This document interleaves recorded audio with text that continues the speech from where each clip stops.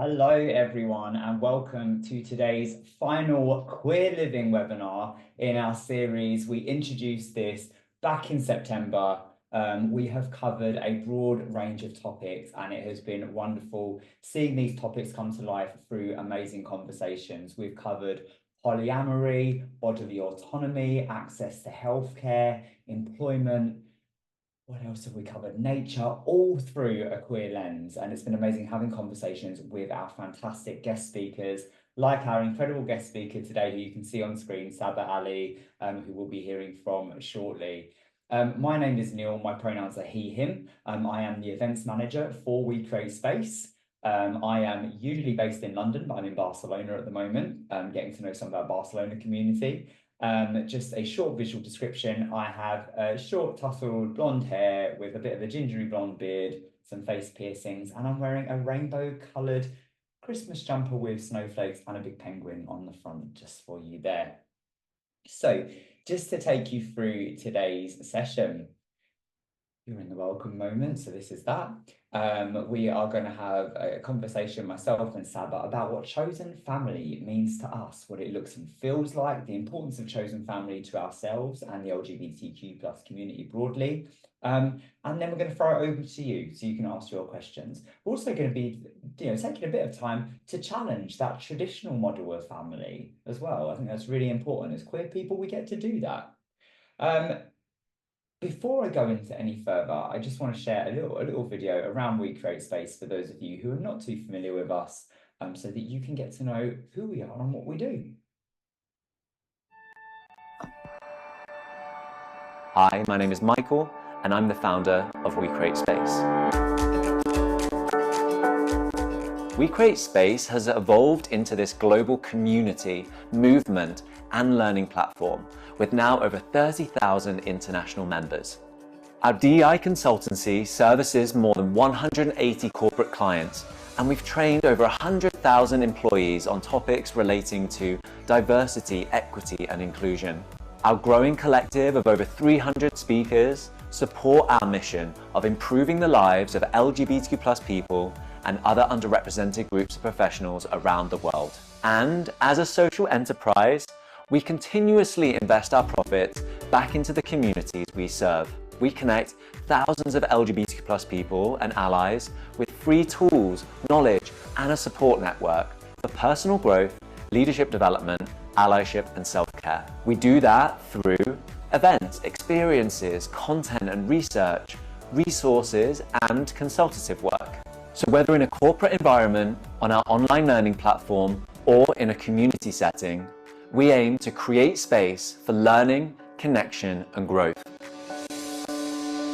Join us as we build a brighter, more inclusive, and sustainable queer future.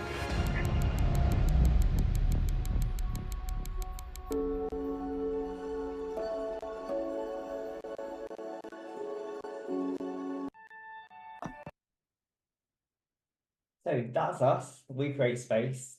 We are here and we would love to work with you. The video outlined lots of what we do there, but the way we work with people is bespoke. We want to work with organisations that want to make their workplaces more inclusive for queer and marginalised people. So if we can work with you, we would love to. Our big ask of you is that so that we can keep delivering community events for free, that you bring us in to support you. The money that we make from our client and corporate bookings goes back into our community and providing spaces where we can learn, connect and grow. This has been the Queer Living series, and we are closing out today on chosen families, but there will be more coming hopefully in the new year. Just a little group agreement to share with you all. Just want to ask you to always kind of center your questions and comments in kindness and curiosity. Saba and I have both open books. We're very happy to answer your questions. We'll be sharing very openly, vulnerably, and honestly, but just make sure that your curiosity is centered in kindness. Some of the topics that we cover today may be challenging, even triggering. We'll try to give trigger warnings where needed, but do look after yourself whilst listening. Please feel free to step away from your computer if you need to do so, and you can always check back in with the recording at a later time. So what is chosen family?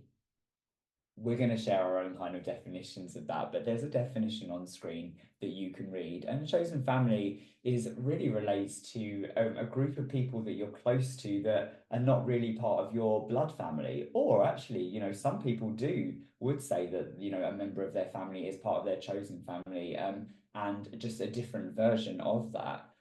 Chosen families are really important to the LGBTQ plus community, particularly if there's issues around acceptance of someone's identity. But it's not just limited to that. It might be related to shared values. It might be really related to where do you find your sense of belonging and safeness. So chosen families, a bit like being queer, it's that being able to break out against tradition of what's expected of you, and you can create your own. So we are really excited to bring this conversation to you today. And you can see on screen, I'm joined by the wonderful Saba Ali. Saba, how are you? I'm good. Thank you, Neil. How are you doing? I'm really good. I'm so excited to have this conversation with you today. This is like the final session of our Queer Living series, and really timely as we go into the holiday season.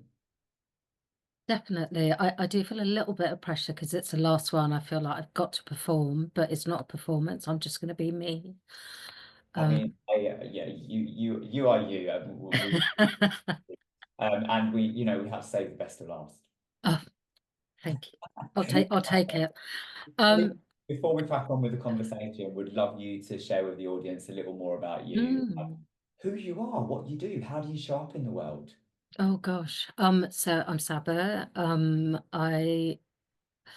I don't really like labels. I've been a bit funny with labels my entire life, so I've kind of come in and out on several occasions. But I guess today I would describe myself as a queer, desi woman, um, born and bred in London. Who am I? What do I do? My previous life, I was a high-flying PA for about 20 plus years, working in the world of celebrity and high net worth individuals. Today, I represent the LGBT plus community in the criminal justice world.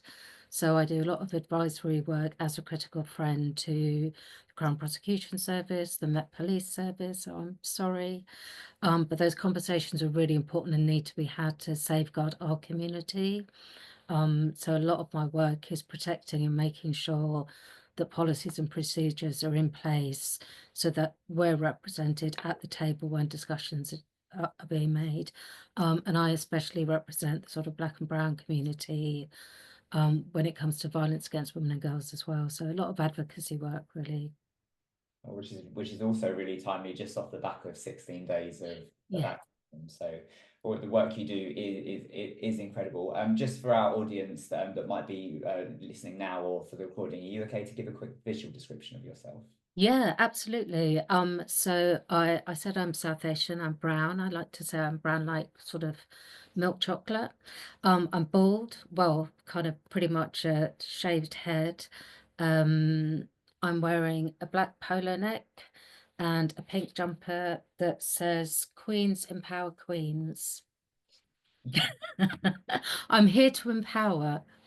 Well, I'm looking Oh, and forward. my pronouns as well. Sorry, I should have said my pronouns are she, her. Fantastic, thank you. And where we know you love pink. I do love pink. Let's get started with the question, with the premise of this topic, which is, what does chosen family look and feel like to you? Oh gosh, I'm taking a deep sigh because chosen family is it's such a big part of my life today. So I actually sort of trigger warning, I'm not going to go into detail, but I went through a lot of childhood trauma in my early years and cultural abuse. So the first sort of 9, 10 years of my life, I have no recollection, is completely gone. And consequently, I had a very fractured relationship with my family in my sort of mid late teens, early 20s. There was a period of time where I mean, I was kicked out of home, I was homeless, sofa surfing, and it was a really difficult time for me. So my relationship with my family went through a really tough time. My family are practicing Muslim, so the cultural side as well. I was disowned by our community. Where I grew up, I was born and grew up in Wimbledon, where there's quite a big sort of Muslim South Asian community, or there was back in the kind of 80s, 90s, or there still is. And I was disowned by them because I went down the path of drugs. I was obviously kicked out of home and that. So being disowned by them, I kind of was was sort of reliant on friends to sort of manage and cope and live my life very much. So friends were always really important and integral in my life in the sort of in my 20s and in my 30s. And during that time I did have a lot of yeah, Travis, you're absolutely right. Sorry, you know, it is a trauma response. But I've probably had between sort of 20 and 30 years of on and off therapy, so I'm a real advocate for therapy. But it meant that I did eventually rekindle relationships with my family. But chosen family for me is so important because, people reached out to me, people helped me that were kind of in some ways complete strangers, but they became my family. They became the people that I was reliant on. They were the people that I went to for advice, for help, and my friends that I had through working, became the people that I would turn to as if they were my real family. So for me, it doesn't matter whether they're blood, next of kin, or chosen family. So I'm incredibly grateful for that. And today, as I've got older and kind of, I've got my blood family that I've got a really good relationship with now. Um, but my chosen family are the people that I choose to be around. They're the people that I can really relate to, I resonate with. So all the insecurities, all the doubts I had, I really feel like I've met my people. I know we'll go into more detail later. So, for me, it's my choice. I didn't choose the family I grew up in. I didn't choose, my mother was my perpetrator. I didn't choose her. I didn't choose to have the life I had when I was younger or go through the abuse I did. But my chosen family today love me unconditionally. They're always there for me. They check in on me and they care for me. The one thing I never got as a child and I never got from my mum was she never told me she loved me. She never hugged me. And from my chosen family, I get that unconditionally. I get it, sometimes they ask, sometimes they don't ask, and they'll just hug me and I'll have to kind of push them away because I'm funny about touch sometimes. But yeah, so chosen family to me is just a gift. It makes up for that community that pushed me away, disowned me, and just refused to speak to me. I mean, I remember there was one man who actually told his daughter not to interact with me, not to talk to me. That was kind of the extent how far it went. And today, I have people say, "Oh, go and speak to Sabra," or Sabra will do this or Sabra will do that, which is such a contrast to what I went through with my own family. So I think, we don't choose who we grow up with, but when it comes to chosen family, we can choose who we want to be associated with. We It's a absolutely really can. long answer. No, no. Well, I mean, it sets the scene, and thank you so much for sharing so openly from the off. And I think you picked up on some really key points there, which is just because you have identified as having a chosen family, and I've got my chosen family, and I would Mm, not be the human I am without them, they understand my needs yeah, and understand me, and they accept me in a way that my family don't. And I think that when you said you rekindled, having a chosen family doesn't mean that you don't have a relationship with your other family. I think there's often a bit of a misconception yeah, around that you are simply choosing to not have anything to do with your chosen family. That's not the case. As queer people and other people, chosen family is not an exclusively queer phenomenon in terms of what it is, but it does, as queer people, give us something, a sense of belonging that we might not always mm. feel when we're thrown into the mix of a family that we don't align with. Yeah, absolutely. I mean, even with chosen family, you still need to set boundaries. You still need to look after your well-being. I don't think chosen family would take advantage of you, but you don't want to fall into the trap of being codependent, or you don't want to fall into the trap of pleasing people. So I know, because I had no self-worth when I was younger and I didn't respect myself. I didn't know how to set boundaries. I didn't know when it was right or wrong to overstep the mark or share too much, or know when to stop or when to say too much. And those are things that I had to learn. And that, again, that's where therapy came in and really helped me kind of learn about myself and how to be a human being. I didn't know, I yeah, I just you're not taught to be one. And when you grow up in an abusive household or a dysfunctional household, it's even harder because the basics just aren't there. And I just kept running away. Every time there's a problem, I kept running away. Um, so even with chosen family, it's about, for me, because I also have a lot of trust issues. So even today, it's like it takes a long time for me to build up trust with someone.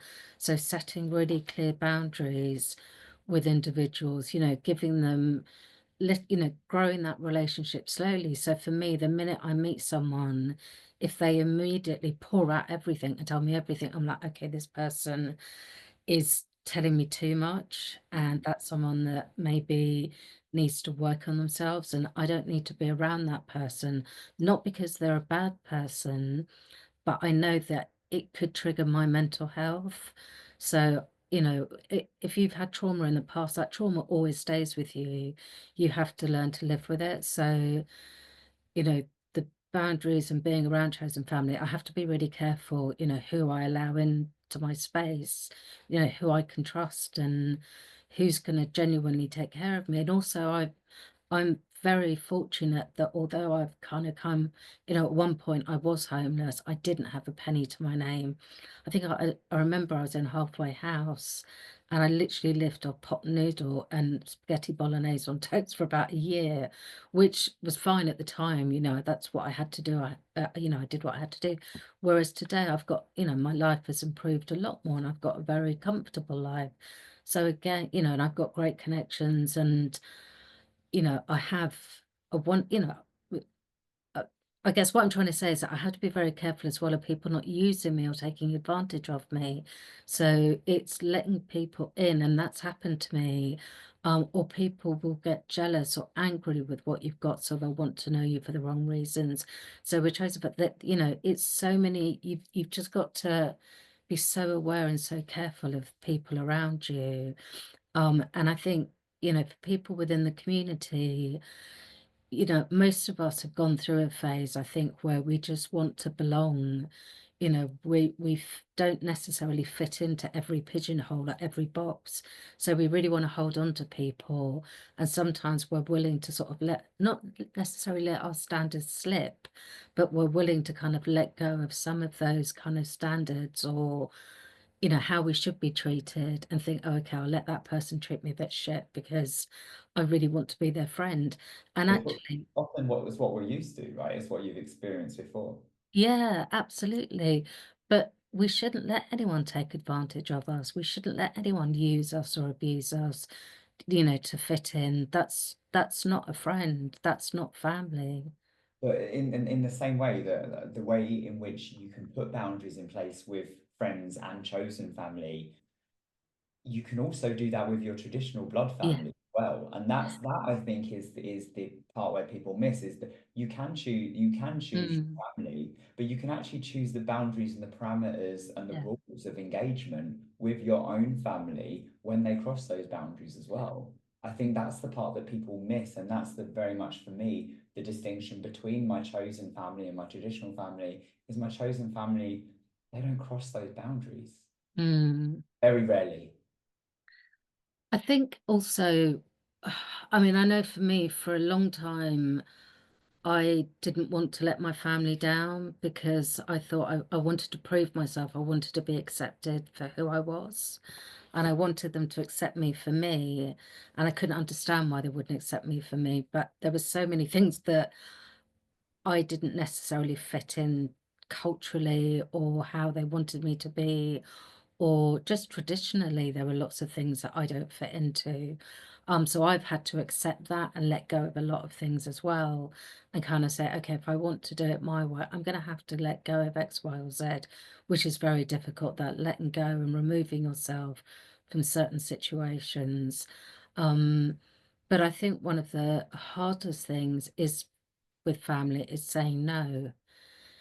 So like my brother and sister are much older than me. My brother's like a father figure because my dad died sort of 27 years ago, I think now.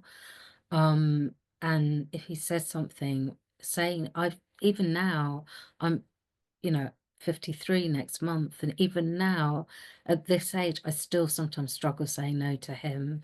If he wants me to do something or if he suggests something and I don't want to do it, just saying no kind of puts me back into that kind of little girl mode again. Like I'm scared to say it. So you're absolutely right. Setting boundaries with family, blood family is just as important. It's so important. We'd love to hear your thoughts in the audience. Please do share in Mm, the chat box. Travis says, 100%. I've fallen into the love bombing trap when I was in my late teens, and I think it's definitely with yeah. people that we become enamored with. There's a tendency to do that. And Pascal, such an overlap with neurodivergent experience too. We find chosen family people who understand, who are willing to be open-minded to different experiences. So keep those conversations coming in. Let us know what chosen family looks and feels like to you. We would absolutely love to hear it. Mm. Saba, I'd love to know, how did your chosen family come into your life, and who is your chosen family? Give us a snapshot. So I would be lying if I didn't say that UK Black Pride is a huge part of my chosen family. So yeah, all praise be to we were saying earlier, weren't we, Pro Chancellor Dr. Lady Fell. To give her full title. I know she's oh my God, that woman is incredible. And uh, honestly, she'll probably, oh God, she'll kill me for saying this, but she's like the mum I never had in some ways. Even though she's younger than me, I've got to give her, give her dues. Um, but she is one of the most kind, caring, loving people that has time for everyone. But within UK Black Pride, our core family, everyone's just there for each other, supports each other. JP. Yeah, UK Black Pride is incredible. I mean, hopefully 2025 it should be in August again. Um, but it's just such an amazing group. Like even the first time I was when Lady Phil asked me to be part of the core team and invited me to an event to meet the others. I'd never met some of them before. Didn't even know me, and from day one, I just felt like I'd known them forever. And there's so much love, support, and care. We just look after each other, and it really is just heartfelt. It's so lovely. There's other people in the community that I'm really close to. I mean, one of my biggest rocks in the community is Eva, who you know really well, and did one of the webinars earlier. And we've plotted and schemed and done, yeah, Chantel. But yeah, we met at UK Black Pride this year, which was brilliant, having only spoken to you online. We always need volunteers, by the way, just putting it out there. In fact, you volunteered. Did you volunteer, Yeah, Neil? I've Yeah, volunteered, and yeah, I mean, it's just an amazing team, and you really feel that sense of family and community from the team.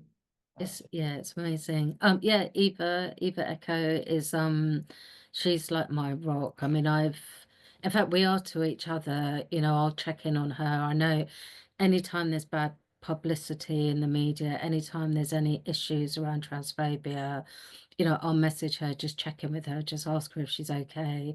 And she does the same with me. We'll just randomly, call each other. And I think, there's a few other people. My circle is really small. And I think I said to you, I call my circle a dot. I think what I've learned is I think what I've learned is actually, first and foremost, you have to choose yourself. So you have to learn to accept yourself, find that self-worth in yourself, and love yourself before you can actually do that with another person. And that took me a long time to do that. So that's when I stopped victim blaming. That's when I stopped being codependent. That's when I stopped feeling like, oh, everybody hates me. And I stopped feeling like I had to kind of climb this ladder of I don't know what. But the minute I found my self-worth was when I really found my chosen family, because then I recognized the traits that were genuine in people. Me too. Me too. I know I've said, but I wouldn't be the human I am without my chosen family, and it's because they genuinely. I mean, and I'm not saying my own family don't love and care for me, right? They absolutely do. I don't have a relationship with my mum. I have quite, a decent relationship with my dad and a couple of my siblings, Mm, but they are unable to give me the understanding and the patience, but also the encouragement and the motivation. My actual family don't really understand what I do yeah. professionally or my personal interests, certainly not around my activism and volunteering. I grew up in Essex, which was, not the most friendly place for a queer kid to grow up. And so my family were just very different. I suppose that if you want to go down a typical trope, you'd say I was the black sheep of the family in terms, Mm, I'm a bit of an anomaly in terms of how I've turned out and how I show up in the world. And they just don't understand that. But my chosen family give me the space and the interest and the motivation to be me mm. without, and I don't have to either kind of filter it or even sanitize or be apologetic about it. I just get to be me in those environments when I'm around them. Yeah, I completely relate to that. There's with the work that I do, a lot of advocacy work, like my family fully support it. Like I said, even though we have very different lives, they really support all the LGBT advocacy work I do, even with the police, which is amazing. But if I said to them, what does LGBTQIA stand for, they wouldn't have a clue. And to a degree, they don't really need to, because it's not their lifestyle, it's not their journey. And it's something I often use as an example when I'm facilitating or working with a group of people. And I try, trying to sort of explain the communities that, look, I don't expect you to know everything. You don't need to. I just need you to be kind to me. I just want you to love me and care for me. And that's it. And that's all you need to do with the community. You don't need to understand every aspect of us. Just be nice to us. Just be kind to us. I often say with working in diversity, equity, and inclusion, but just life generally, you don't have to understand something to show kindness and compassion. And Mm, honestly, just don't be a dick. yeah, Um, Nuria has just popped a comment in there, which is great, which is my chosen family slowly grew to include yeah, I love that. too, and that's beautiful. And it's same with my brother. We hated each other as kids, but actually, like, my brother's a bit younger than me. We're really close now. And I love this quote: "Sometimes chosen family is removing branches of the organic tree," and that's so beautiful. So, Yeah, I with love that in that. mind, I'd love to just flex towards a question of why is chosen family so important for the LGBTQ plus community? And chosen family is not just, as I've said, not just an exclusively LGBTQ thing. Mm, But it's not always about identity, is it? As I say, sometimes there's misaligned values that mean you can't relate. So mm, me, my mum, for example, was always fine. Was after a while was fine about me being LGBTQ plus. But the reason we don't speak is actually due to misaligned values in life, and that's why my chosen family are so important to me. So why do you think it's so chosen family is so important to the LGBTQ plus community, particularly around the holiday season? Um, gosh, I think families are quite complex. And also I think society and media put so much pressure this time of year at, every advert, all you ever see is families gathering together around the table with these big meals and, celebrating and doing this. And so they paint it like that's how you've got to be this time of year, but actually that's not for everybody. So it puts pressure on people um to kind of be in situations that they might not want to be in. And also it puts pressure on people that to spend time with family that they don't want to be in. So if you're, for example, if you can't come out to your family, but you're at university and you're living a brilliant, you're living a free life, as authentically as you choose to, suddenly Christmas or the new year comes, you've got to go home for a few weeks where you've got to go back in the closet and hide who you are because your parents won't approve or whoever you're living with won't approve. That becomes really oppressive. So it's not a joyful time. So you're not with your chosen family. You're not with the people you want to be. You're pushed into a situation that's not necessarily for you. And also, you might not have the means or accessibility to do all those things. You might not have the money or the financial means to celebrate in the way you want to. So that, you're putting unnecessarily strain on credit cards. Um, and also maybe you don't want to, but you feel guilty because you don't want to. So I actually spend every other year at my brother's, but I spend 1 year on my own.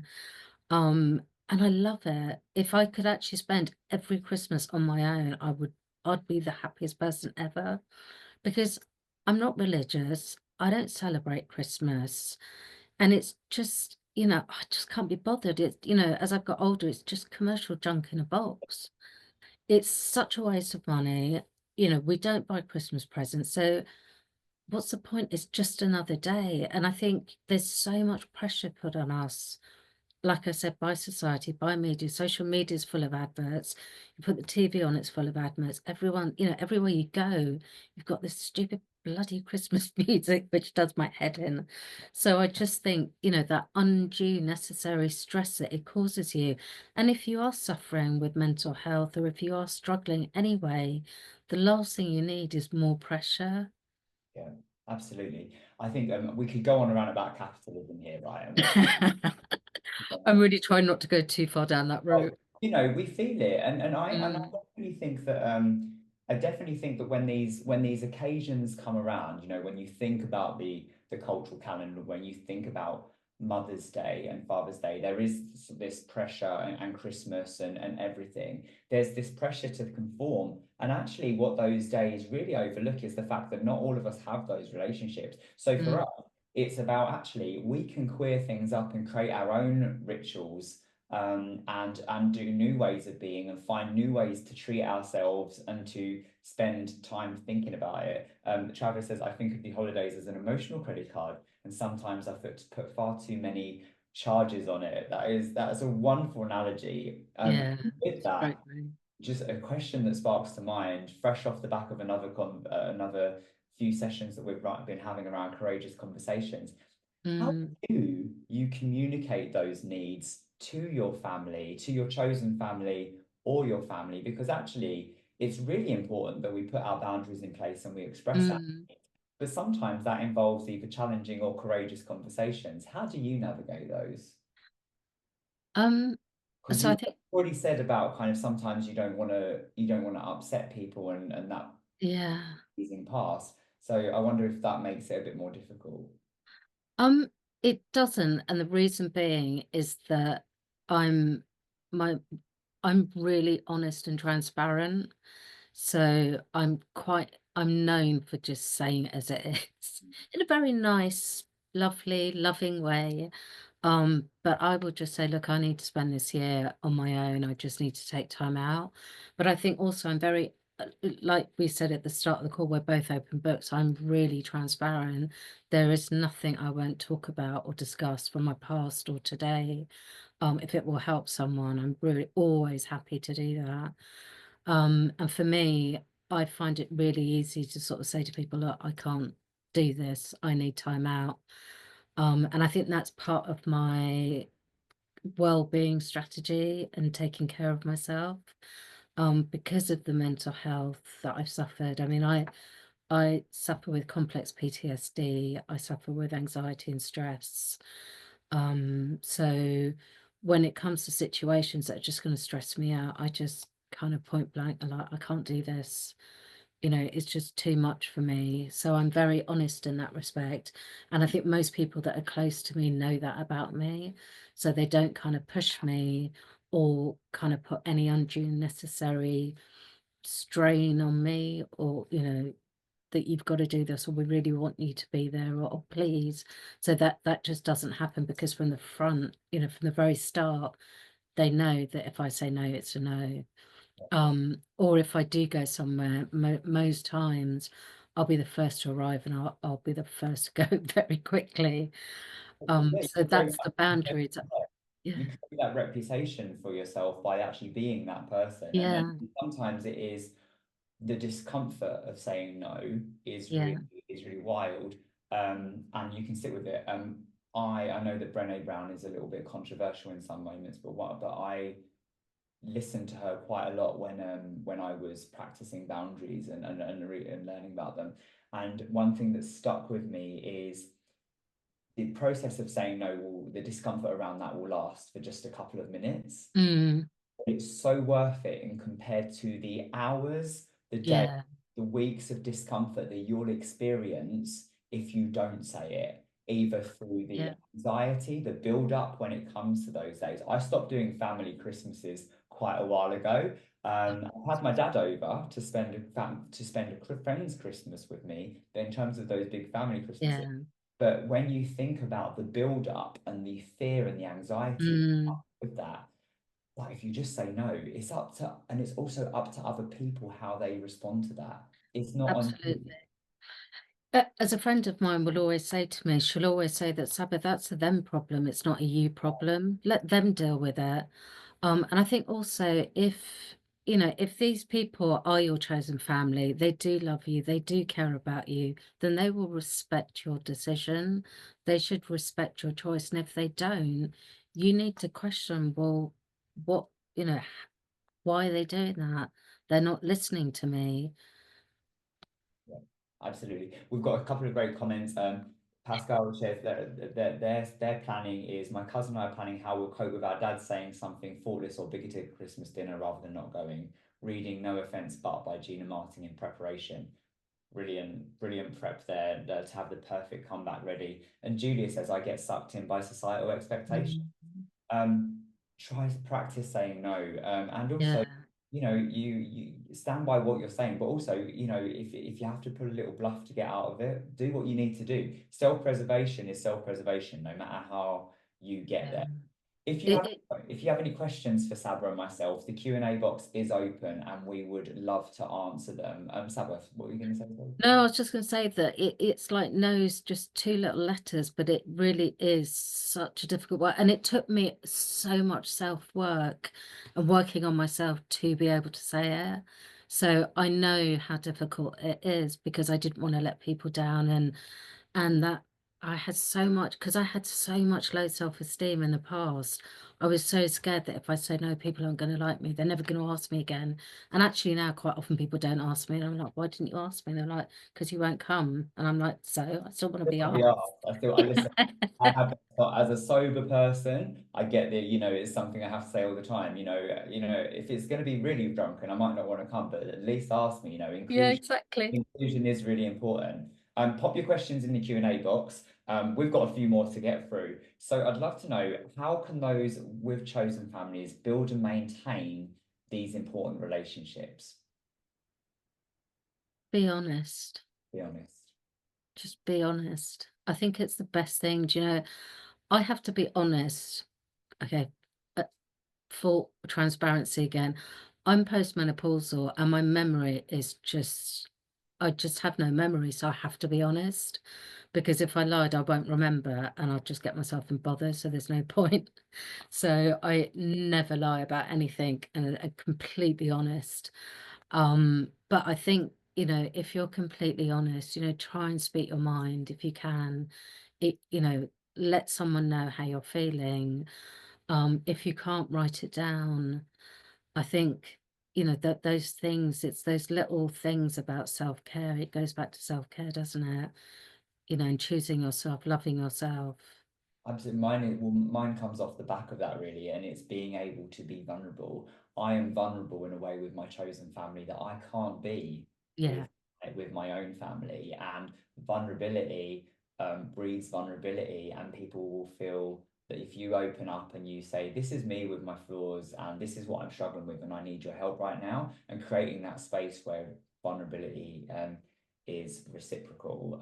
So the very big synergy between both of these. I love to shake up tradition, right? I love to queer up everything Hyperqueer. out the window. Hyperqueer is um, and I would love to know, what lessons can traditional family setups take from chosen families and the way they work? Listen. Yeah. Probably listen. Like, that's the first thing that came out of my mouth. I didn't even have to think. That was my honest answer. I think, yeah, really listening, because often when we're family, we think we know each other really well, and we think we know what, what's right and what's not, and because we care, and you're my sister, so I know what's best for you. But actually, no, you don't know what's best for me, because you don't know what's going on in my head. You don't know what I'm going through. You don't know what I'm feeling. So sometimes it's listening, and especially when you've got younger people, we tend not to listen to younger people because we always think we know what's right, we know what's best for them. So I think listening is really important for from chosen family. And I think that element of, just acceptance, accept me for who I am, forget about what I do, where I go, what I wear, just accept me for me. Yeah.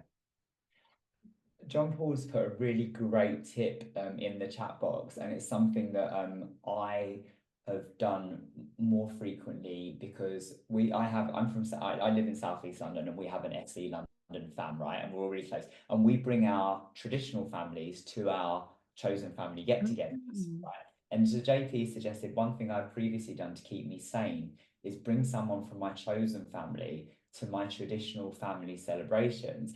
And I think there's a real beauty in that, because actually, when I've got someone from my chosen family around my dad or someone else, is it gives me that little bit of permission and that safety and comfort to bring a bit of myself that my traditional family might not see otherwise. That, do you know that I I love that, and I don't know why I'm stuttering. Do you know, every year I used to celebrate my birthday at my brother's house, and I would always take a friend.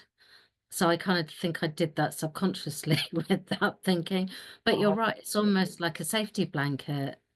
And it just gives me that, you know what, if you're not, you might find this little quirk that I've got a Mm, bit uncomfortable, but actually I'm sat next to someone who loves that from me. So I love yeah. this. Some great tips coming through.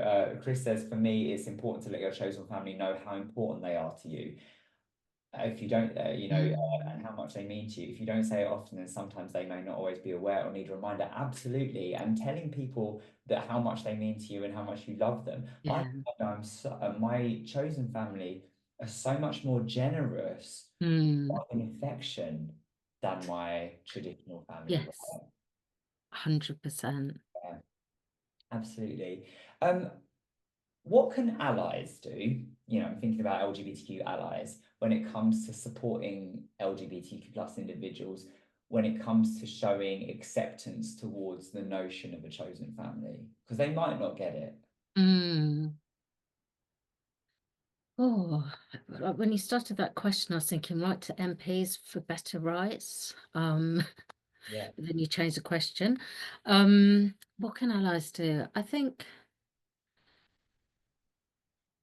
I mean, I have some allies who are chosen family who I'm really close to, and I think I said at the beginning that I try not to see labels in people. I tend to just see people for who they are. You either have good values, and you're a nice person, or I just want nothing to do with you. I'm not going to judge you for who you are. I'm very much, everyone's entitled to be who they want to be. You're just not for me. Um, I think for allies, it, I think it goes back to the listening thing. Try and maybe do us, educate yourselves about us. Yeah. You know, don't come to me and ask me everything. Um, I oh God, I could, yeah, actually, I better not say it just in case I listen. Um, For me, it's understanding that family just doesn't look the same for everyone. yeah, absolutely. And oh gosh, I think also like quite often people don't understand why sometimes I want to just be on my own at home for like 2 days or like an entire weekend. I just don't want to go anywhere. I don't want to speak to anyone. And some people just don't get that. But I'm actually really comfortable with myself and I can sit at home and I might work, I might watch rubbish on TV, I might read a book. There's so many different options I've got. And I think it's maybe don't question us as an ally. Maybe just it's that acceptance, isn't it? My chosen family just accept that's how I am, that I have to take myself off on my adventures. So Yeah. they know that I'd go and live on a desert island if I could, but it doesn't mean anything. It doesn't mean I don't love them. It just means they know who I am. I know how important your pets are to you as part of your chosen family. How much joy do they bring you, and why are they part of your chosen family? And I'm asking, I know because I know that my little pug is a massive fundamental part of my chosen family. Oh, do you know, it's so funny because they haven't actually been in this room at all. So for everybody listening, I have 3 cats. I am that crazy cat woman that you kind of see on the Simpsons. I can't even speak on the Simpsons. Um, I think it's so for a long time, I didn't want children because I was too scared to have children because of my childhood. I didn't know if I'd, what I would be like. And for a long time, I didn't have animals either because I was really scared how, whether I could or not. Um, Cats for me, I remember my old boss from the RAD saying to me that Saba, they've completely changed you. They've made you nice. Um, and I think I know I mean, God knows what I was like before. Yeah. But there's something that you can just unconditionally love and nurture and care for. And as someone who lives on their own, three's crazy, don't get 3 cats, promise you. But just having a animal, having that bond with them, if I mean my eldest boy is, I think he's 11. I should know, he'll kill me. Um, every day if I'm out and I come home, they'll all be on the stairs waiting. I live in a maisonette, so um, I'll come home, he'll be at the bottom of the stairs waiting for, he'll come down and greet me, literally. He sleeps on the bed by my feet. He's just come into the room, as I'm talking about him. He sleeps by my feet in the bed. If I'm in the shower, he literally sits on the toilet and is in there the whole time. If I'm ill, he'll like follow me around. I mean, it's just, I'm not alone with him, which might sound really weird. Like, he doesn't, I can't talk to him, I can't speak to him, but I know how much he loves me and I absolutely adore him. And the girls as well. God, they're probably going to disown me after Babies, today. they're your babies. They're your They babies. are, they are, and they're absolutely sport rotten.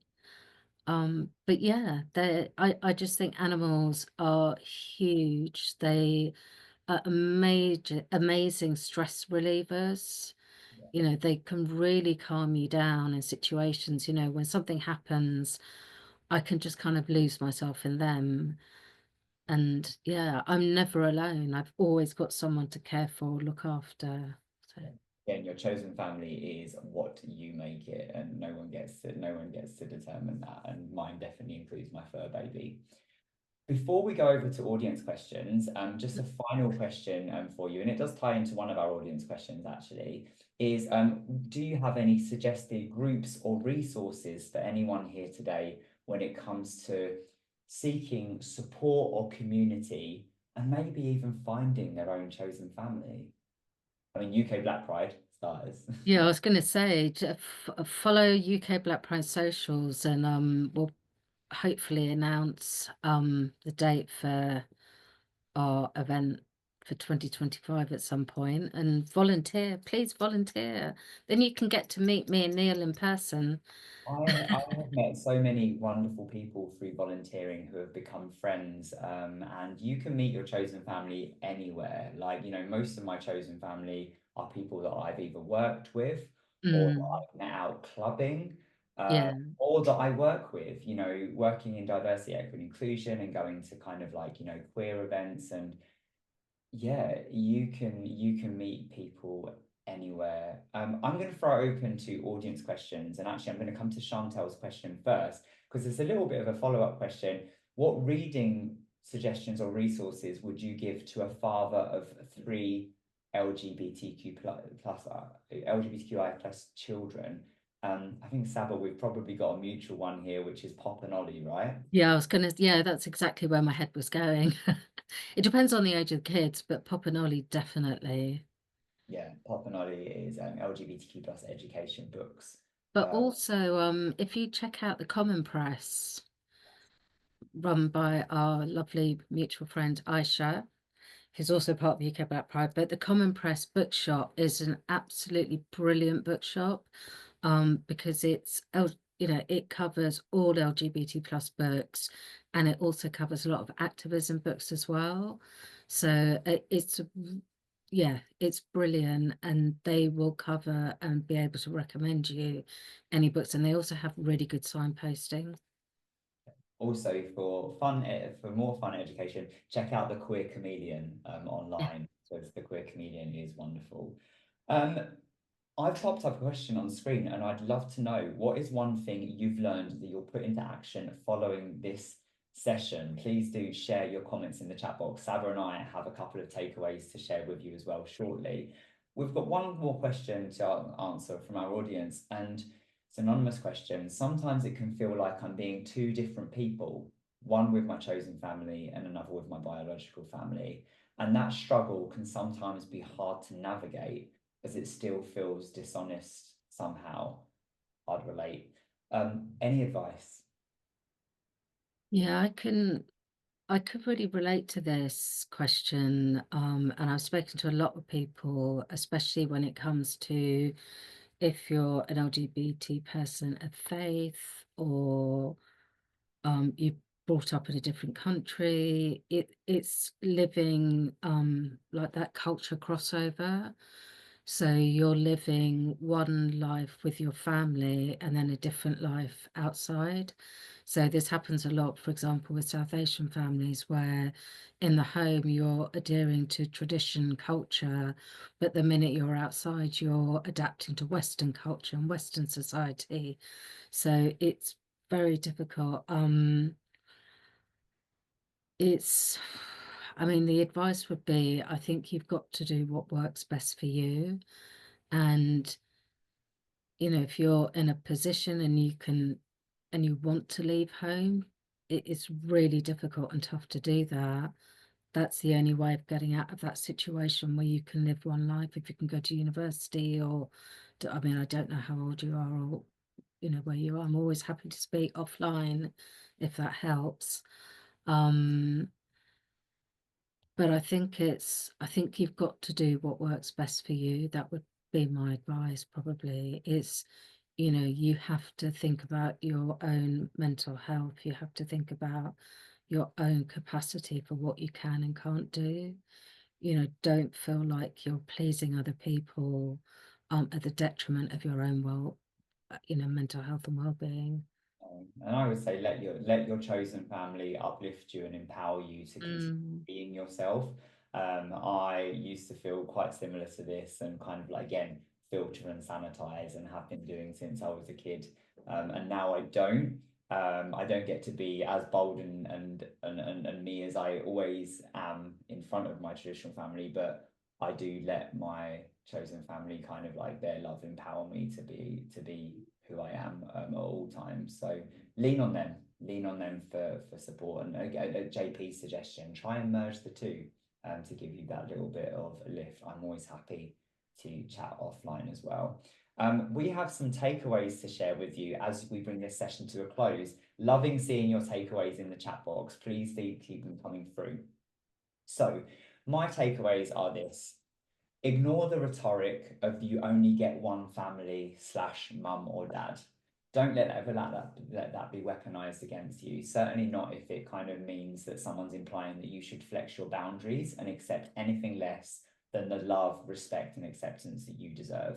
Right? I've had that thrown at me for years because of my relationship with my mum, and it's just not something that I tolerate. You don't have to tolerate those rhetorics. Chosen families are an absolute lifeline. Again, I wouldn't be the person I am without mine. And they're a way of life, they're a source of comfort and belonging and reassurance. So lean into them. And finally, you already probably have a chosen family. You just might not have labeled it as such. We all have those people that just bring us so much joy and love and we can't live without. So yeah, just, again, lean into the idea of chosen family. Saba, over to you for yours. Uh, Goes without saying, animals can be chosen family. Cats, dogs, any animal. I mean, I don't think I could have a snake as a chosen family, but as I said, I don't judge. So, I love that little dog's coming up. Yeah, it is chosen family is what you choose, what makes you happy. Um, as I said earlier, families are really complex and emotional bonds, are tested by secrets and lies and just remember it's your choice. If it doesn't fit, if it I forgot I'd written that. If it, if the shoe doesn't fit, get a stiletto or a heel. So basically, if it doesn't work, don't fix it. Just move on, let go. And that's the same with chosen family. If you meet someone, you think this is going great, but 6 months down the line, you think actually this doesn't feel right, or your gut's telling you this isn't right. Trust your gut and let go and move along because sadly, there are people that are damaged in our community. I was damaged at one point, so it's okay, trust yourself. Um, and also, I think with your chosen family, celebrate significant dates and anniversaries. They're your go-to people. So, if you've got a date when you met someone and you became friends, celebrate that date as a friend anniversary or celebrate dates where, I don't know, if it's Valentine's Day, go out with your chosen family or get online and, you can still do things with chosen family. It doesn't have to just be your family. No, you get to create your own rituals. And again, absolutely Absolutely. queer it up, queer it up. We've got some great takeaways in the chat box. Julia, I'm going to reflect before saying yes, no, and say, let me get back to you. Great I technique. love that. Yeah. Do I really have enough energy mentally and physically? And prioritize spending time with my chosen family who will refill my cup. Absolutely. Chris says I'm going to prioritize myself more and learn to say no when it's going to be activity that I know will be draining or toxic. My emotional battery only has so much charge each day. Exactly. Take your time. Yeah. Self-awareness, boundary setting, and then Pascal, choosing how much time I want to engage with people. A walk is better than a sit down meal. I struggle, as a neurodivergent person, I struggle with sit down meals all the time. So absolutely feeling you ask people, would you like to go for a walk with me? Would you like to go for a hike? Would you like to go shopping? It doesn't always have to be around the sit down meal around the table. Thank you so much for sharing. Thank you to our audience for being with us. Saba, I've absolutely loved this conversation with you. Thank you for being such a valued part of the We Create Space collective. Oh, thank you so much. Like, thank you, yeah, to the audience. I've loved all the comments and questions, and it's been so lovely to have you all here. Yeah. Neil, you're an angel. So thank you so much for inviting me, and we create space. Johnny says this was beautiful and I could listen to you both talk all day. I think Saba and I could talk all I day. think Yes, we would I've love had to really rein it in. I to. can talk Well, forever. we both could. We can continue this conversation. We Create Space offers spaces, platforms to learn, connect, and grow. Join our We Create Space campus. Come to our events. Join the We Create Space family. We're here for a reason, and to give you those spaces. Thank you so much. Remember to take care of yourself as you go into the holiday season. And we can't wait to see you in 2025.